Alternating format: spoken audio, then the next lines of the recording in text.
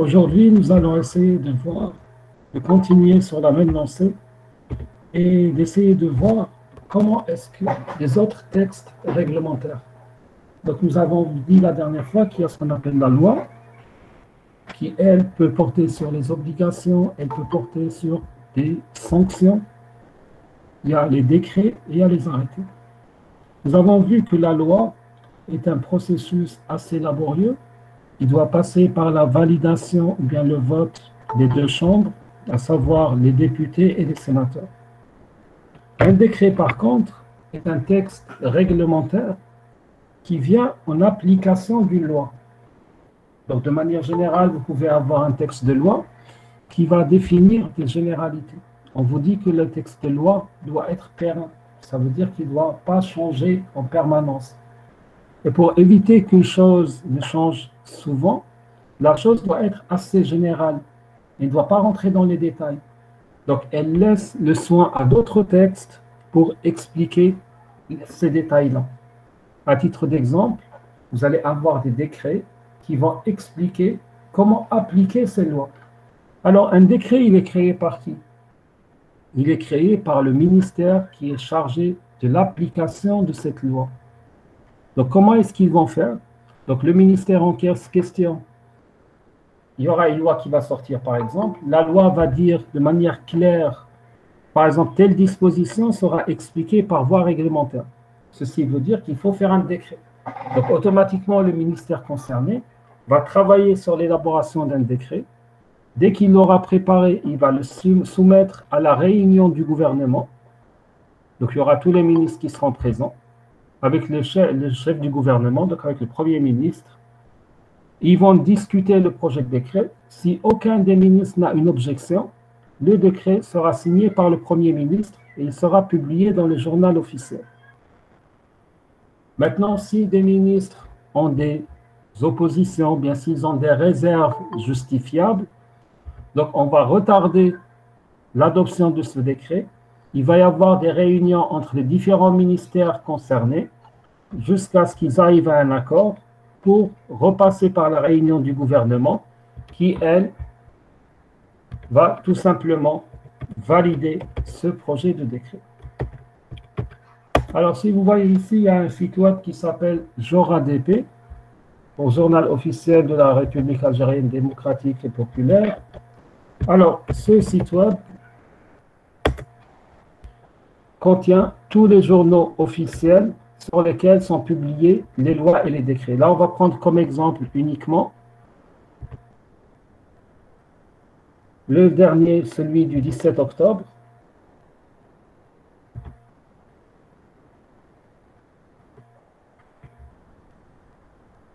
Le temps de le télécharger.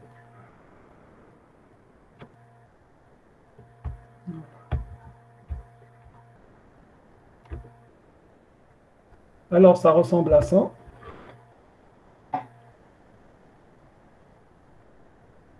Alors, vous voyez, il y a les décrets qui sont clairs.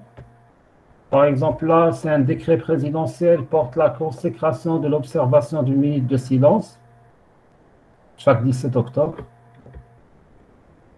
Apparemment, dans ce journal, il n'y a que des décrets. Ils n'ont pas fait de loi entre-temps. Il n'est pas très intéressant. Je vais essayer de trouver un autre où il y a au moins une loi.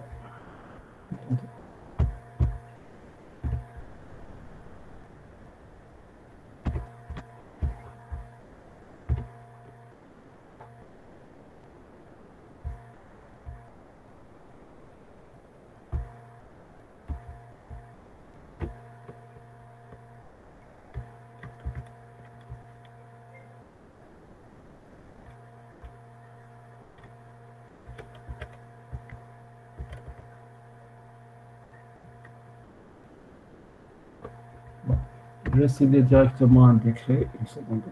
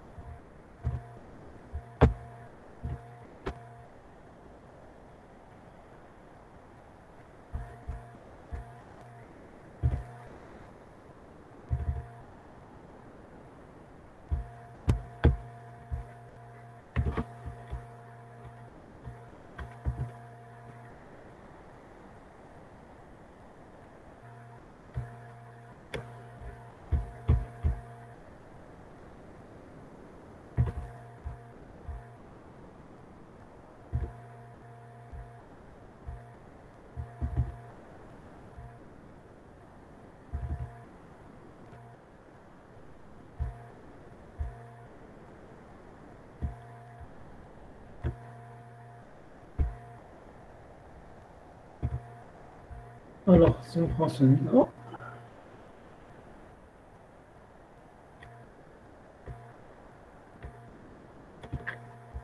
non, ils n'ont fait pas d'écrit.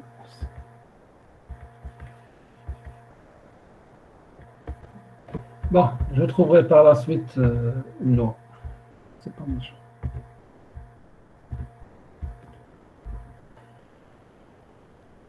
APM.dz, c'est le site de l'APM.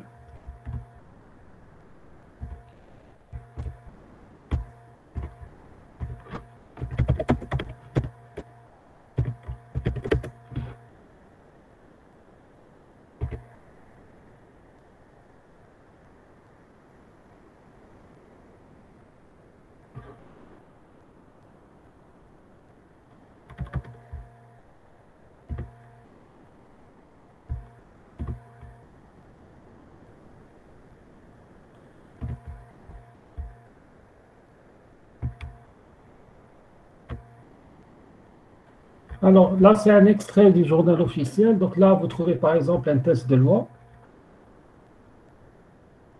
Bon, c'est une loi qui vous intéresse parce qu'elle traite de tout ce qui est signature et certification électronique.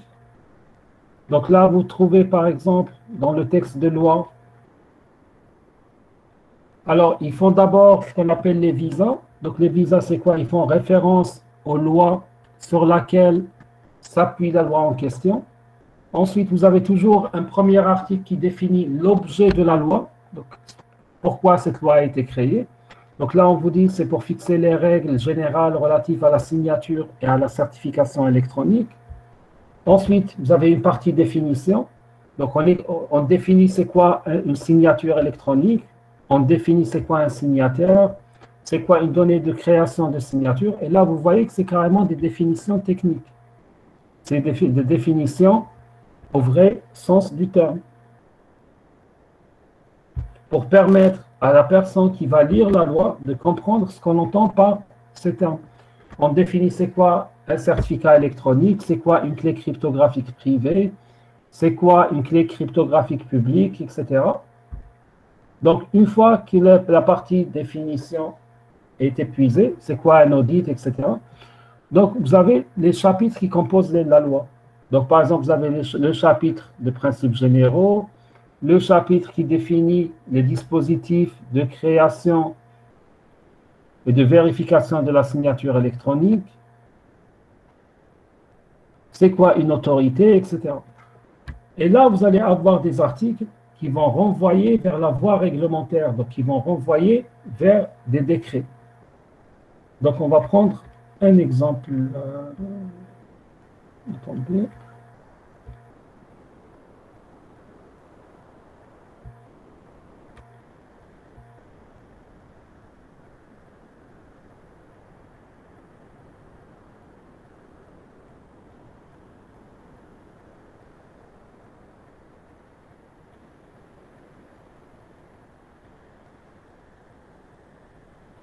Voilà, si par exemple, à ce niveau-là, on vous dit l'autorisation est soumise au paiement d'une contrepartie financière dont le montant est fixé par voie réglementaire. Ça veut dire que le ministère concerné doit élaborer un décret dans lequel il va fixer le montant de la contrepartie financière.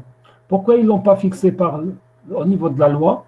Parce que cette contrepartie est amenée à être modifiée avec le temps et il n'est pas facile de modifier la loi à chaque fois. Donc à chaque fois qu'ils veulent modifier, c'est le décret en lui-même qui sera modifié. Et là, vous allez trouver plusieurs articles dans lesquels on va faire des renvois vers la voie réglementaire. En contrepartie, comme c'est un texte de loi, donc il peut contenir ce qu'on appelle les sanctions. Et là, vous avez un chapitre qui portera sur les sanctions. On va aller vers des sanctions simples. Alors, par exemple, si je prends l'article 66, là, on vous dit est puni par une amende d'emprisonnement de 3 mois à 3 ans de prison et d'une amende de 20 000 à 200 000 dinars ou l'une des deux peines. Donc, c'est soit la prison, soit l'amende, soit les deux. Toute personne qui va faire une fausse déclaration pour avoir un certificat électronique qualifié, par exemple.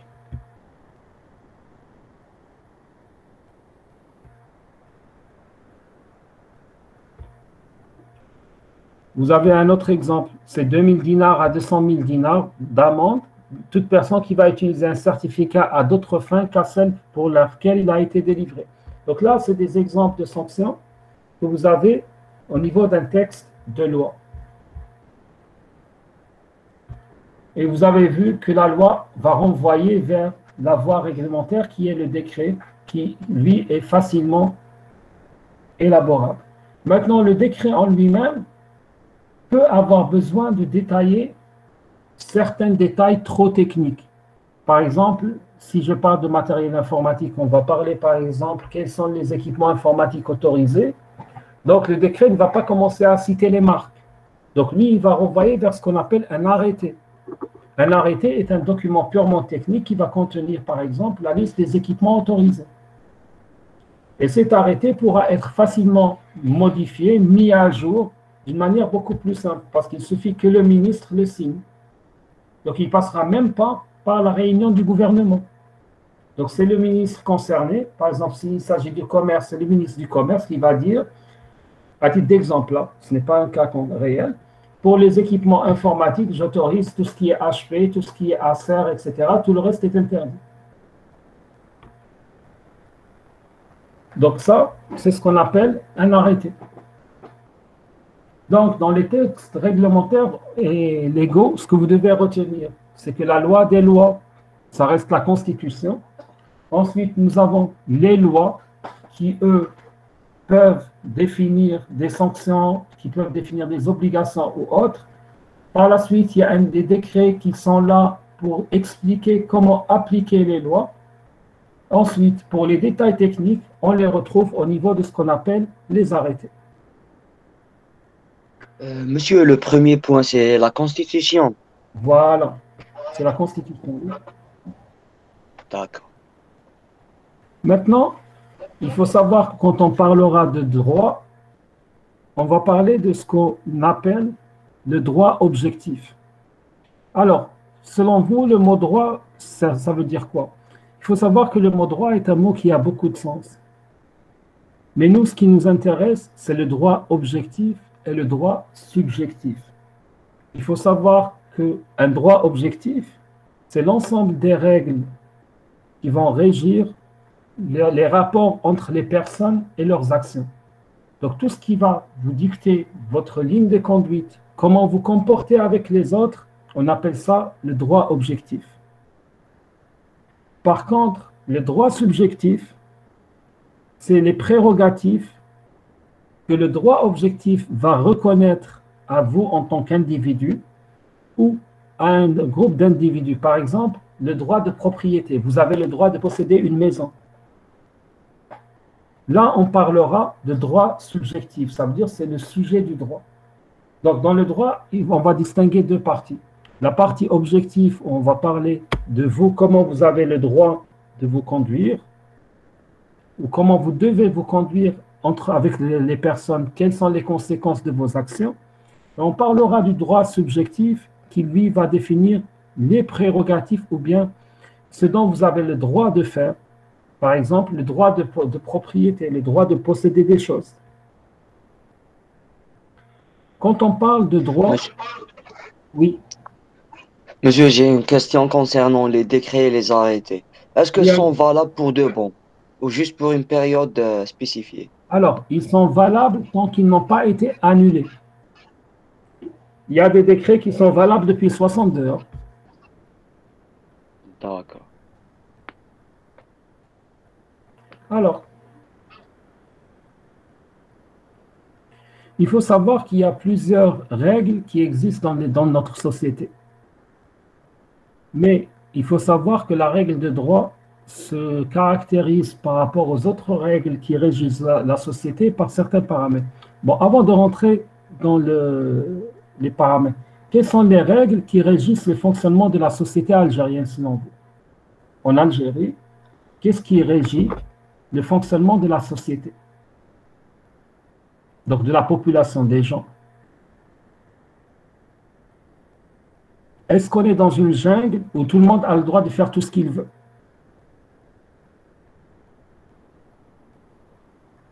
Non. D'accord. Donc, quels sont les garde-fous? Donc, quelles sont les règles qui régissent le fonctionnement de notre société? Elles viennent d'où? C'est quoi les règles? D'accord, il y Les a des formes droits et des juridiques. devoirs, mais d'accord, il y a Les les formes lois. En juridiques. dehors des lois, Oui. qu'est-ce qu'il y a d'autre? Oui, c'est ce qu'on appelle les lois. En dehors des lois, est-ce qu'il y a d'autres règles qui régissent notre fonctionnement? Il y a la religion, oui, il y a les règles religieuses. Par exemple, en Algérie, c'est inconcevable de voir Wahed yakul fi Ramadan fi tariq. Walash, parce que c'est religieux. Dans la tête des gens, makash. À part la religion, est-ce qu'il y a d'autres choses qui régissent le fonctionnement de la société algérienne? Il y a les traditions. Il faut savoir que les traditions ont un rôle très important dans le fonctionnement des sociétés. Il y a beaucoup de règles qui sont applicables, qui n'ont aucun fondement ni légal, ni religieux, ni autre. C'est un fondement tout simplement dû aux traditions. Parce que les gens ont eu l'habitude de voir leurs parents, leurs grands-parents le faire, donc c'est ce qu'on appelle les us et les coutumes.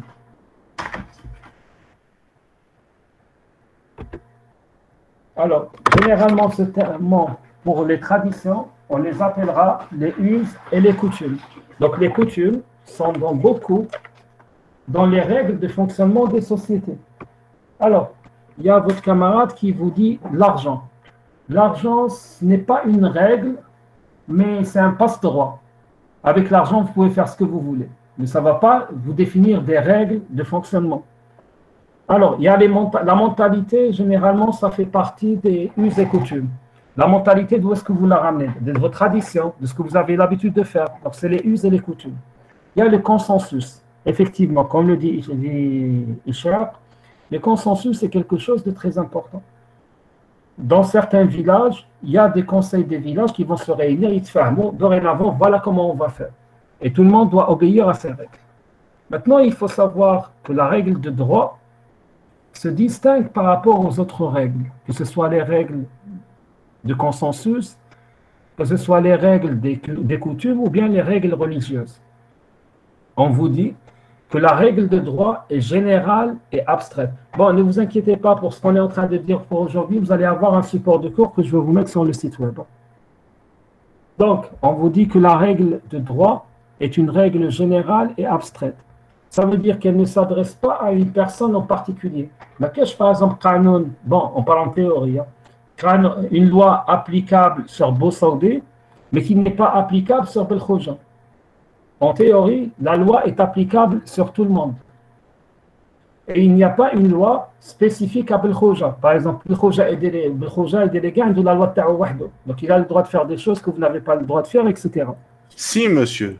Il y a ce qu'on appelle l'immunité, par exemple pour les diplomates. Non, là c'est différent. On parle du cadre général. On ne parle pas des exceptions qui sont dues à ce qu'on appelle la qualité. N'oubliez pas qu'un diplomate n'est pas un citoyen de votre pays. Donc, vos lois ne s'appliquent pas sur lui. D'accord, alors les députés, ils ont aussi une immunité. Alors, on va y arriver. Alors, les députés ont une immunité qui est limitée dans le temps et l'espace. Pourquoi on dit qu'elle est limitée dans le temps et l'espace? Elle est limitée dans le temps parce qu'ils ont cette immunité que quand ils sont députés. Elle est limitée dans l'espace parce qu'ils sont immunisés dans le cadre de leur travail. Ça veut dire si un député va tuer quelqu'un dehors, il n'a pas d'immunité. Son immunité sera levée, il sera jugé. Par contre, un député qui va dire quelque chose contre le gouvernement dans le cadre d'une séance, ils ne peuvent pas l'arrêter, par exemple, pour atteinte au président de la République, parce qu'il a son immunité. C'est pour ça qu'on vous dit, l'immunité est limitée dans le temps et l'espace. Par contre, quand on dit que la loi est générale, ça veut dire qu'elle ne s'adresse pas à une personne en particulier, mais elle s'adresse à tous les individus sans nommer une personne en particulier. Et il s'applique aussi même aux personnes qui ignorent la loi, car nul n'est censé ignorer la loi. Par contre, on peut avoir des lois qui s'adresse à des individus en termes de leur qualité. Par exemple, la loi sur la santé, elle s'adresse au corps médical. Elle est applicable uniquement aux médecins. Pourquoi? De par leur qualité. Mais ça ne reste pas une loi dans le sens discriminatoire, dans le sens où je nomme un individu. Par exemple, on collègue, parmi les médecins, tel médecin, la loi médicale ne s'applique pas à lui. Non. Quand on dit que la loi est générale et abstraite, ça veut dire qu'elle ne cible pas une personne en particulier de par son identité. De personnes, par exemple, Belkhoja ou la Ishraq ou la quelqu'un d'autre. Non. Mais la loi peut cibler un groupe d'individus de par leur métier ou bien de par leur qualité, en faisant abstraction de qui fait ce métier. Je ne sais pas si vous avez compris ce que je veux dire.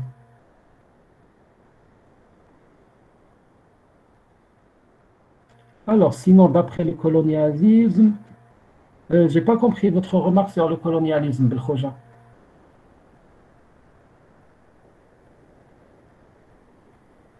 Monsieur Belkhoja. Je parle de la mentalité, monsieur. Ah, d'accord. En Algérie, vous me dites que ça existe. D'accord, je suis d'accord avec vous. Je vous ai bien dit. Ce que je suis en train de dire, c'est en théorie. Maintenant, les pratiques, les passe-droits, etc., ça existe. Maintenant, on vous dit que le caractère général n'empêche pas que certaines règles, comme on l'a dit, ne concernent qu'une catégorie des personnes. C'est l'exemple que je vous ai donné. Par exemple, une loi sur les commerces, la loi du commerce qui s'applique aux commerçants. Un commerçant a certaines obligations, de par le fait qu'il est commerçant. Mais je ne vais pas dire, par exemple, que Mohammed est commerçant, mais Mohammed, la loi du commerce ne s'applique pas à lui. Maintenant, on vous dit, comme autre propriété des règles de droit, la règle de droit est une règle obligatoire. Ça veut dire quoi? C'est des règles qui sont faites pour organiser la vie dans la société. Donc, elles doivent être respectées par tout le monde sous peine de sanctions. Maintenant, il faut savoir que dans les règles de droit, il y a ce qu'on appelle aussi les règles impératives, donc obligatoires, et les règles supplétives. Alors, par règle impérative, qu'est-ce qu'on veut dire? Une règle impérative, c'est une règle qui est imposable aux personnes. Et les personnes ne peuvent pas l'écarter, même s'ils ont l'accord à d'autres personnes. Par exemple, la loi qui fixe, par exemple, alors qu'est-ce qu'on va prendre comme exemple? La loi qui vous interdit de tuer les gens. On vous dit, vous tuez quelqu'un, vous partez en prison. On ne peut pas vous dire, voilà, aujourd'hui, par exemple, Belkhoja, tu es autorisé à tuer trois de tes camarades. Personne ne pourra te donner de la dérogation. Pourquoi? Parce qu'il y a une loi qui interdit le meurtre. Maintenant, il y a ce qu'on appelle les règles de droit supplétives. Donc là, c'est des règles qui laissent une liberté de choix aux individus. Ça veut dire que tu as le choix. Elle n'est pas imposable. Donc, s'il n'y a pas d'accord entre les deux parties, la loi n'est pas imposable. Pourquoi ça existe donc, monsieur? Alors, je vais vous expliquer. Alors, la règle de droit supplétive, on va prendre un exemple très simple. Elle va vous dire, par exemple, vous avez certaines lois qui gèrent les relations commerciales. Elle vous dit, dans la relation commerciale, quand vous faites un contrat entre les gens, voilà ce que vous devez faire. Mais moi, cette loi ne m'oblige pas à faire de contrat. Donc la loi ne m'est pas imposable. Si je décide de faire un contrat, les obligations du contrat me sont imposables. Mais si je ne décide pas de faire un contrat, les obligations ne me sont pas imposables. Par contre, il y a des lois générales qui me sont imposables, que je le veuille ou non. Par exemple, le code pénal qui définit les crimes. Il m'est imposable que je le veuille ou non. Mais la loi sur la relation commerciale ne m'est pas imposable. Je ne fais pas de commerce, cette loi ne s'applique pas du tout sur moi. La loi sur l'agriculture, je ne fais pas d'agriculture, cette loi ne s'applique pas du tout sur moi. Est-ce que vous voyez la différence? Oui. Donc ça concerne juste une catégorie, monsieur. Ça concerne une catégorie. Donc pour le reste de la population, elle reste supplétive. Maintenant, la loi contient aussi des sanctions. La sanction, c'est que, alors, la sanction de la règle de droit signifie qu'on va exiger, qu'on vous exige d'appliquer la règle de droit, et si vous ne l'appliquez pas, on va appliquer sur vous d'autres règles pour vous obliger à les respecter. Maintenant, la sanction peut prendre plusieurs formes. Les formes vont dépendre de la règle de droit qui l'accompagne. Par exemple, nous avons ce qu'on appelle l'exécution. C'est une forme de sanction. L'exécution, ça veut dire quoi? Ça veut dire qu'on vous oblige à exécuter la règle de droit par décision de justice. Par exemple, j'ai donné de l'argent à Ishaq Amani. Amani refuse de me rembourser. Je peux l'attaquer en justice et le tribunal va lui exiger d'exécuter ses obligations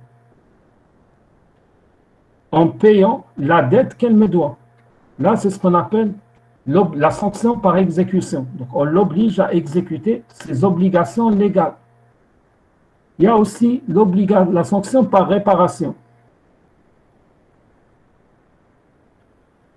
Par exemple, il y a un contrat entre moi et toujours Amani, un contrat commercial. Moi, je demande à ce que le contrat soit annulé parce qu'elle n'a pas fait certaines de ses obligations. Supposons dans le contrat, il y a écrit des articles, on l'oblige à faire certaines choses.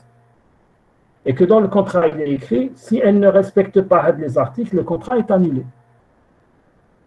Moi, j'annule le contrat et je l'attaque en justice, je demande un dédommagement, une réparation. Pourquoi? Parce que le fait qu'elle n'a pas respecté son contrat m'a causé des torts, donc j'ai perdu de l'argent. Donc elle doit me dédommager. Je ne l'oblige pas à faire le contrat BSEF parce que le contrat, les problèmes, c'est un accord entre deux personnes. On ne peut pas forcer les gens à réaliser un contrat contre leur gré. Mais si tu t'es engagé à faire un contrat et que tu ne l'as pas respecté, tu dois payer des dommages et intérêts à la personne concernée, surtout si le contrat fait mention de ces dommages et intérêts. Dans ce cas de figure, tu es dans l'obligation de réparer tes erreurs en dédommageant la deuxième partie. Mais là, on parlera d'une sanction de type réparation. Le troisième type de sanction, c'est ce qu'on appelle la punition. Et là, on trouve ça dans le droit pénal. Quand il s'agit de payer, par exemple, une contravention, par exemple, vous faites une entrave au code de la route, le policier va vous faire une amende et vous devez payer une contravention. Quand vous faites un délit ou un crime, là, on peut vous mettre en prison. Donc, la prison, c'est une punition. L'amende est une punition. Donc, les sanctions dans la loi, il y a trois types de sanctions. Il y a l'exécution, on vous oblige à faire ce que vous deviez faire. Il y a la réparation, où vous devez rembourser le dommage que vous avez causé à une autre personne. Et il y a la punition, où vous allez payer soit une amende, soit vous allez aller en prison. Maintenant, les règles de droit sont classifiables aussi. Nous avons ce qu'on appelle le droit public et nous avons le droit privé. Alors, le droit public s'occupe de tout ce qui est organisation de l'État et des collectivités publiques et de leurs relations avec vous en tant que particuliers et citoyens. Le but du droit public, c'est ce qu'on appelle l'intérêt général. Alors, on va prendre des notes, comme ça, petit feu conche.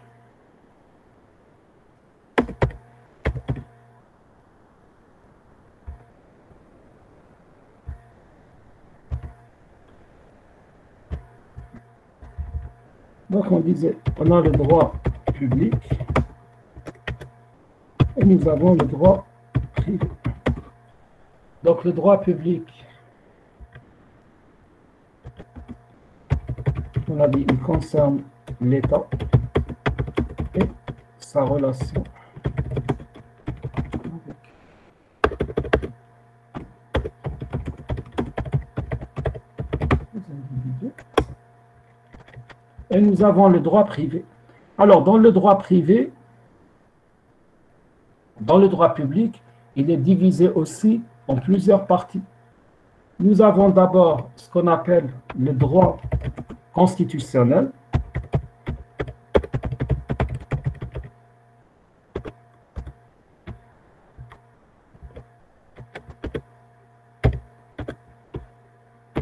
Et nous avons le droit administratif.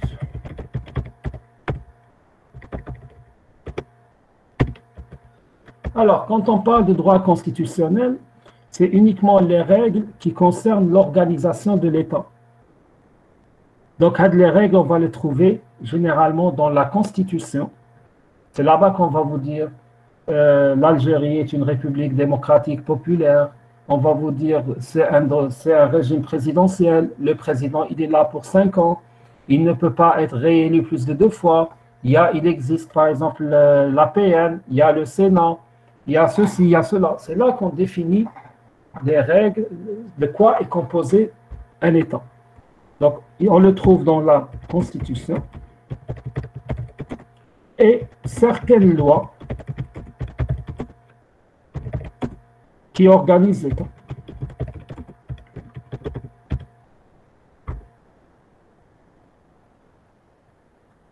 Maintenant, nous avons ce qu'on appelle le droit administratif. Alors, le droit administratif, c'est quoi? C'est tout simplement un prolongement du droit constitutionnel. Donc, qu'est-ce qu'il va faire? Il va regrouper les règles qui organisent l'administration et les services publics. Donc là, organise l'administration et les services publics.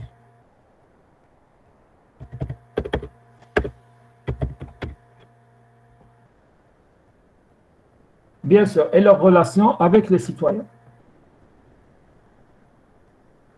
Donc, généralement, les avocats ou bien les juristes vont vous dire que le droit constitutionnel et le droit administratif constituent ce qu'on appelle le droit pour eux. Ils ont un terme péjoratif pour dire le droit public interne. Ça veut dire que c'est le droit applicable à l'intérieur du pays. Parce qu'il y a une troisième branche du droit public qu'on appelle le droit international public.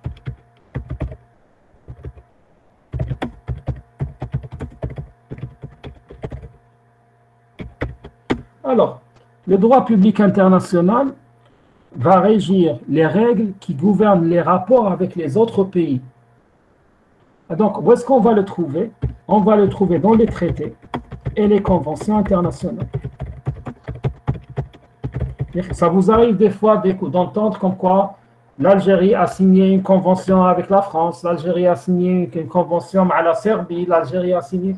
Alors, dans ces conventions, généralement, ils décident quels sont les échanges qu'ils vont avoir avec les pays. Est-ce qu'il y a des relations privilégiées dans un domaine particulier? Est-ce que dans tel domaine, par exemple, on a signé un accord sur le dernier accord qu'ils ont signé sur les exportations de gaz à l'Espagne. Ça veut dire, dans le domaine gazier, tu fais à l'Espagne, ils ont telle quantité, par tel moyen, et en contrepartie, on va lui donner un dé. Ou là, vous avez des conventions, par exemple, sur les échanges commerciaux. Vous pouvez avoir des conventions sur le tourisme, des conventions sur l'ouverture des frontières. Par exemple, voilà, on a signé une convention avec tel pays pour qu'il n'y ait pas de visa en entrée-sortie. Donc, c'est pour ça qu'on dit que c'est le droit public international qui définit les relations qu'on va avoir avec certains pays. Il faut savoir aussi que le droit public international définit le fonctionnement de certaines organisations internationales. Donc, c'est le fonctionnement des organisations internationales, telles que l'ONU, par exemple. Donc, comment fonctionne l'ONU? Fait partie du droit international public qui est reconnu par tous les pays. L'Union africaine, etc. Donc, toutes les organisations internationales auxquelles l'Algérie a adhéré. Maintenant, nous avons ce qu'on appelle le droit privé. Le droit privé, il s'occupe de quoi? Il va s'occuper des particuliers et des relations qu'il y a entre eux. Ça veut dire des individus, de vous. Parce que le droit public, s'est déjà occupé des institutions de l'État, il s'est occupé des administrations. Maintenant, qui va s'occuper des individus? Il va y avoir ce qu'on appelle le droit privé, qui a pour objectif de sauvegarder l'intérêt individuel. Donc, son objectif, c'est de sauvegarder vos intérêts à vous, et non pas les intérêts de l'État. Alors, dans le droit privé, on va distinguer plusieurs branches aussi. Nous avons ce qu'on appelle le droit civil. Nous avons le droit commercial. Nous avons le droit mixte. Nous avons le droit pénal.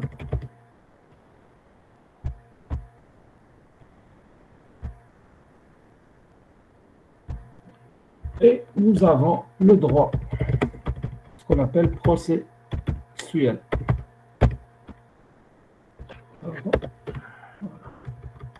Alors, nous avons commencé par le droit civil.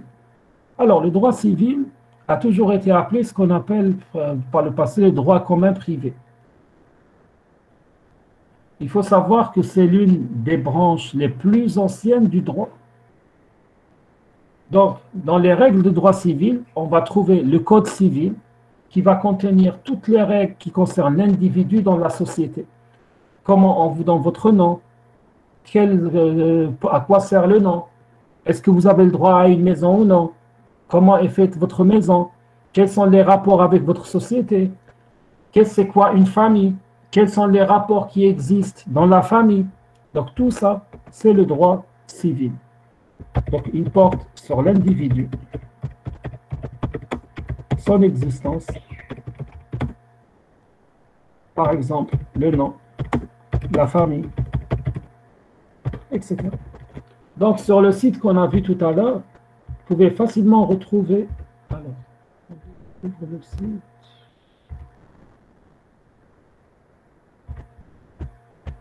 Alors, là, vous avez sur la gauche quelque chose qui s'appelle code. Donc là, vous avez le code civil qui est là. Donc, si vous l'ouvrez, vous allez trouver à l'intérieur ce dont on vient de parler en termes de droit civil.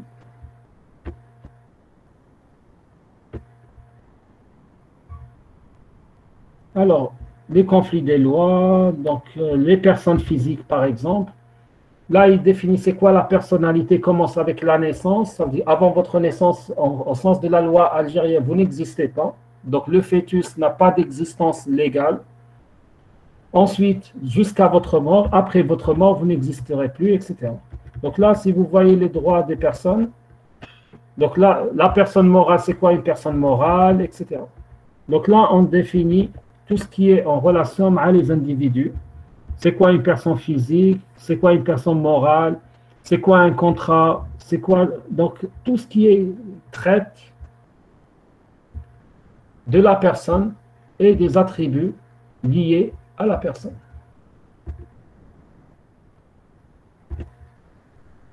Donc ensuite, nous allons avoir ce qu'on appelle le droit commercial. Donc le droit commercial, c'est détaché du droit civil. Pourquoi? Parce que les aspects commerciaux ont évolué avec le temps. Donc là, on trouve toutes les règles qui régissent la relation commerciale. Là, c'est les règles qui régissent.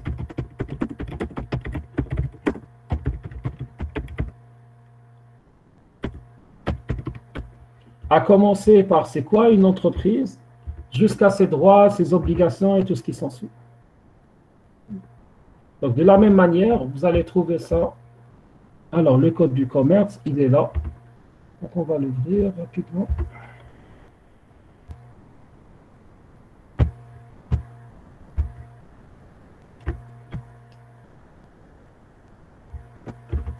Donc, vous avez le code du commerce. Alors, il définit c'est quoi le commerce, c'est quoi un fonds de commerce, les faillites, les effets du commerce, les sociétés commerciales. Donc là, vous allez avoir exactement toutes les définitions, les obligations, etc. liées à une activité commerciale.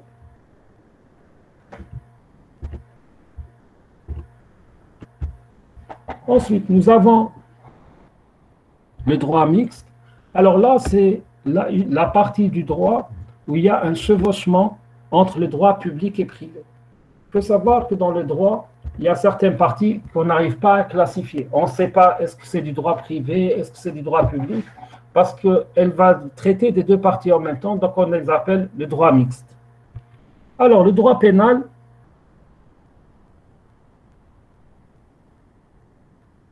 il va définir tout simplement les infractions et les sanctions. Donc, c'est là qu'on définit que le juge s'appuie en Algérie sur le code pénal pour pouvoir vous dire, vous avez été condamné à telle ou telle peine de prison, parce que c'est là qu'on définit toutes les infractions pouvant exister et toutes les sanctions imposables à ces infractions. Donc, de la même manière, vous le trouverez dans la même rubrique.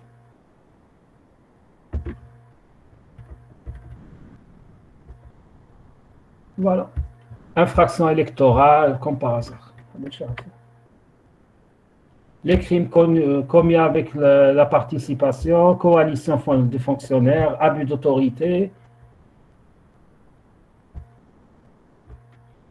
les circonstances atténuantes, le récidive, donc tout ça on verra une partie, les menaces, qu'est-ce qu'on risque quand on menace une personne, les homicides et les blessures involontaires, le traite de personnes, le trafic d'organes, etc. Donc si on va prendre au hasard quelque chose, allez. Bon,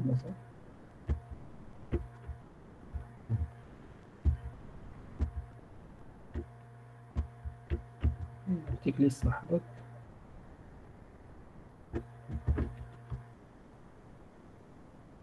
Alors, par exemple, est puni d'une réclusion à perpétuité, donc la prison à vie, qui communique de fausses informations qui seraient de nature à compromettre la sécurité d'un aéronef en vol ou d'un navire. Ça veut dire quoi? Ça veut dire si vous communiquez des fausses informations qui vont mettre en danger un avion qui est en train de voler, vous allez à la prison à vie.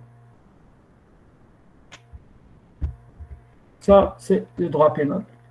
Il y a le droit processuel dont on a parlé. Alors, pour notre débat, définir les infractions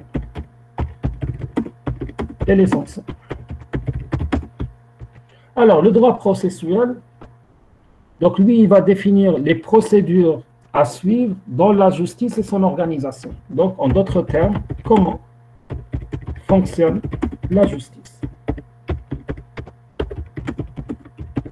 Et quelles sont les procédures. C'est ce qu'on appelle le code des procédures pénales. Donc, vous le trouverez sur le même site web si ça vous intéresse. Il est juste là, sous le code pénal. Donc, vous avez le code des procédures pénales. Maintenant, nous avons d'autres types de droits privés. Nous avons ce qu'on appelle le droit social.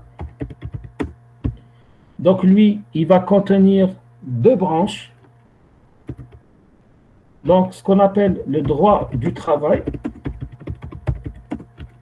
Donc, lui qui va définir toutes vos obligations en tant que travailleur ou en tant qu'employeur et tous vos devoirs, et tous vos droits, pardon. Et nous avons le droit de la sécurité sociale. Donc là, c'est les textes qui définissent votre droit à la sécurité sociale, à la retraite, etc. Et de la même manière, nous allons avoir le droit international privé. Alors, le droit international privé, quant à lui, il va déterminer les lois applicables entre deux personnes qui sont en relation et qui sont dans deux pays différents. Par exemple, donc on a dit le droit applicable entre deux personnes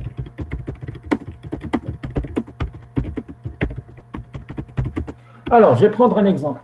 Supposons que vous êtes en Algérie. Vous allez acheter sur Amazon, qui est une société américaine, un produit qui est vendu en France et qui a eu un problème. Vous allez les attaquer dans quel tribunal? Le tribunal algérien, américain ou français? Alors, qui est-ce qui a une idée? Donc, je répète. Vous achetez un produit.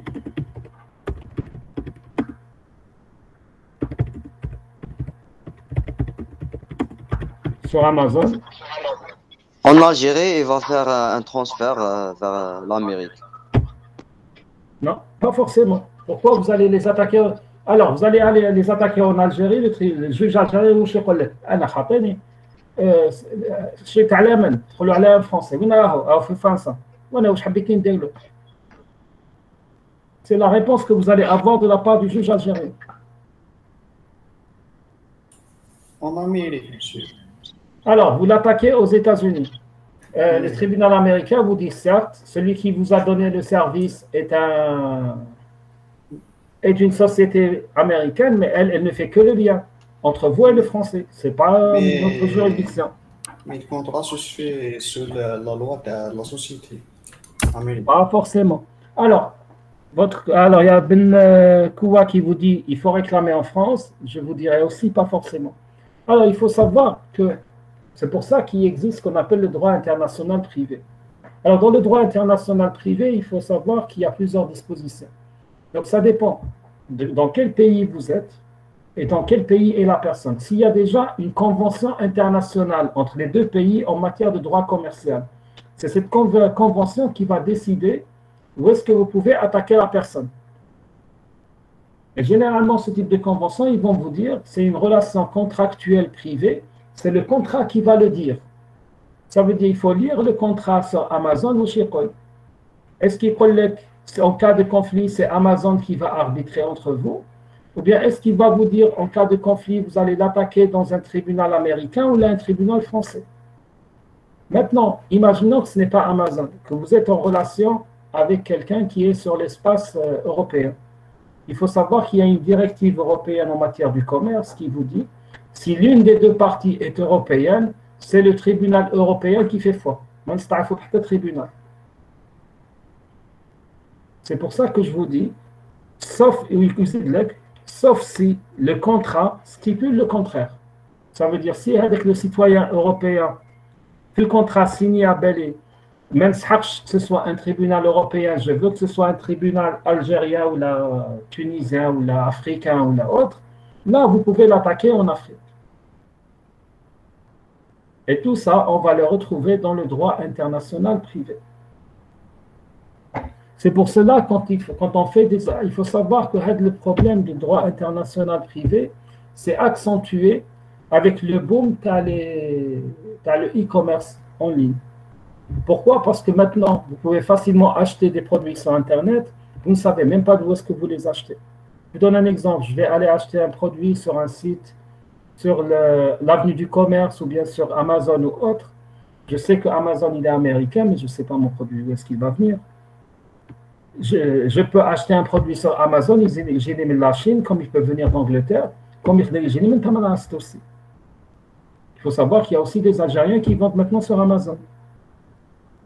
Enfin, pas sur Amazon, mais sur AliExpress. Il peut venir d'Algérie carrément. Donc, au lieu que le produit il va faire le tour du monde, et je vais payer des frais, etc. C'est ça, c'est toute la difficulté qui est posée par le e-commerce. D'où maintenant, il y a eu des directives qui sont émises par des groupes de pays, notamment l'Union européenne qui cherche à protéger ses citoyens.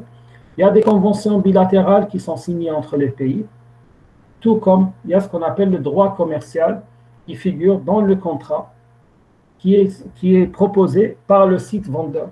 Donc, si vous faites « I agree » ou « j'accepte », ça veut dire que vous adhérez déjà à toutes les conditions qu'ils ont mis, même s'ils ne sont pas affichés parce que vous n'avez pas mis « lire plus de détails », donc vous n'avez pas lu toutes les conditions qu'ils sont en train de vous imposer en matière de conflit ou autre.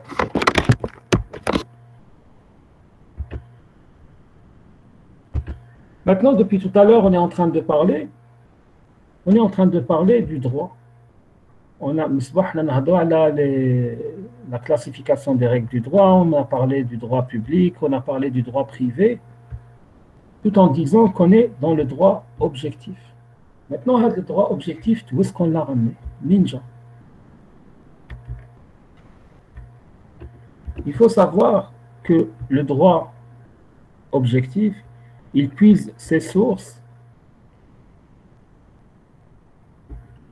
de différents endroits. D'abord, nous avons ce qu'on appelle les sources écrites. Alors, les sources écrites, c'est quoi? Ça veut dire des documents qui sont déjà écrits. La première source du droit écrit, c'est ce qu'on appelle la Constitution et son préambule. Par exemple, dans la Constitution, le premier titre, avec les principes généraux, avec l'organisation des pouvoirs, le contrôle des institutions, la révision constitutionnelle, etc. Ensuite, on avait dit hier, la dernière fois, que la Constitution, c'est le plus grand degré de la hiérarchie.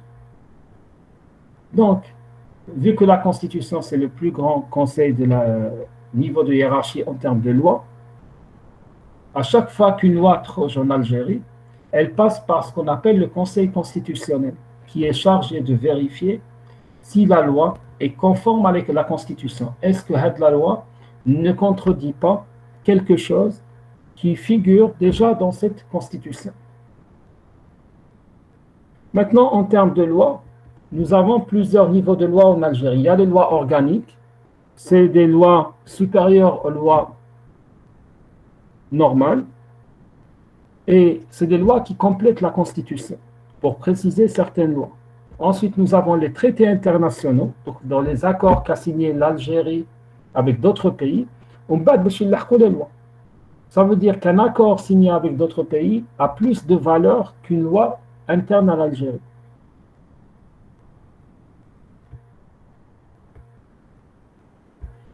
Maintenant, la loi peut avoir d'autres sources. Ça peut être la jurisprudence, ça peut être la coutume ou la doctrine. Alors, par jurisprudence, ça veut dire quoi? Ça veut dire que c'est l'ensemble des décisions qui ont été rendues par des tribunaux. La coutume, ça veut dire l'adat wa taqalid, comme vous l'avez dit tout à l'heure. Généralement, c'est des choses qui ne sont pas obligatoires, mais qui sont devenues obligatoires par habitude. Par un titre d'exemple, je vais donner un exemple très simple. La femme doit porter le nom de son mari. Je parle du nom de famille. Pourquoi? Et c'est pratiquement dans la plupart des pays du monde. Il y a des pays qui ne le font pas, mais la plupart des pays obligent la femme une fois mariée et tout dit Madame X. Vous avez Monsieur X, Madame Y, après le mariage, ou le Monsieur et Madame X. D'où est-ce qu'on a ramené ça? C'est une habitude, c'est une coutume. Depuis que les gens se rappellent, c'était le cas. Mais donc, la loi, c'est devenu une obligation. Par exemple, en Algérie, le code civil, quand vous allez fouiller le code civil, le fait que la femme doit porter le nom de son mari n'est pas une obligation. Il connaît que c'est un complément. Elle reste Madame Y, épouse de X. Mais par habitude, même le travail et tout, il y a Madame X. Il y a aussi la doctrine, qui est aussi une source de droit. Donc, c'est l'ensemble des opinions et des écrits qui sont faits par des professionnels des droits. Généralement, la doctrine n'existe pas trop en Algérie, on la retrouve beaucoup plus en Angleterre, on la retrouve aux États-Unis, on la retrouve dans les pays nordiques. Donc, vous avez des gens, c'est des gens qui font des réflexions en droit, c'est des chercheurs, etc., qui font ce qu'on appelle des doctrines de droit. Donc, ils vont faire des réflexions très poussées. Ils vont rédiger des thèses. Ensuite, les gens qui vont écrire les lois vont s'inspirer de ces thèses et de ces recherches. Maintenant, une loi, quand est-ce qu'elle rentre en vigueur? Il faut savoir que la loi rentre en vigueur à partir de sa publication dans le journal officiel, celui qu'on avait vu tout à l'heure. Tant qu'elle n'a pas été publiée, elle n'est pas applicable. Et qu'une loi ne peut pas être appliquée à effet rétroactif. Ça veut dire une loi en 2021, il faut que nous l'appliquions en 2019. Ça, c'est strictement interdit, que ce soit au niveau de la Constitution, au niveau international, c'est interdit partout. Je vous donne un exemple. Par exemple, il va décider que toute personne qui, par exemple, j'essaie de trouver un truc qui n'a pas de sens. Toute personne qui escalade un arbre est punie d'une amende de 100 000 dinars. Mais la loi on va dire que ça fait 3 jours que tu as escaladé un arbre, donc tu payes l'amende. Non.